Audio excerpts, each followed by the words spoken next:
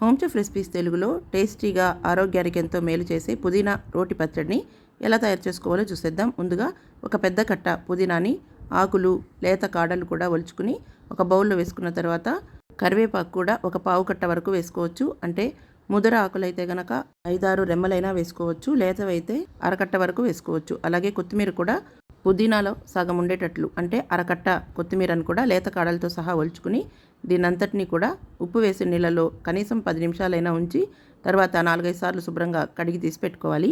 ఇప్పుడు స్టవ్ మీద ఒక బాణలు పెట్టుకుని 1 టీ స్పూన్ వరకు ఆయిల్ వేసుకోవాలి. ఈ ఆయిల్ కోకోనట్ ఆయిల్ కానీ లేదా సెసేమ్ ఆయిల్ కానీ అయితే మంచిది, అంటే నువ్వుల నూనె.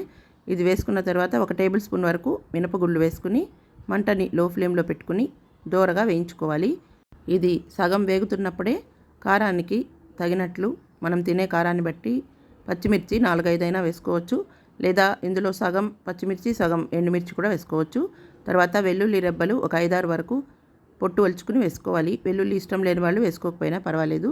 ఇప్పుడు దీన్ని దోరగా వేగిన తర్వాత ఒక మిక్సీ జార్లో వేసుకుని ఇదే బాండిలో మరొక టేబుల్ స్పూన్ కానీ ఆయిల్ తక్కువ తినాలనుకుంటే 1 టీ స్పూన్ ఆయిల్ వేసుకుని ఇందులో మనం శుభ్రంగా కడిగి పెట్టుకున్న ఆకులన్నింటినీ కూడా వేసేసుకుని మంటని మీడియం ఫ్లేమ్లో పెట్టుకుని ఇందులో తడి మొత్తం పోయి కొద్దిగా మగ్గేంత వరకు, అంటే మాడకుండా దగ్గర ఉండి ఈ విధంగా కలుపుకుంటూ వేపుకుని ఈ విధంగా వాడిన తర్వాత దీన్ని కూడా మనం మినపగుళ్ళు వేసుకున్న అదే మిక్సీ జార్లో వేసుకుని రుచికి సరిపడా 1 టీ స్పూన్ వరకు కల్లుప్పు వేసుకుని ఒక పెద్ద నిమ్మపండు సైజులో శుభ్రం చేసి కడిగి పెట్టుకున్న చింతపండుని వేసుకోవాలి. ఈ చింతపండు 10 నిమిషాలు ముందుగా నానబెట్టుకుంటే మంచిది.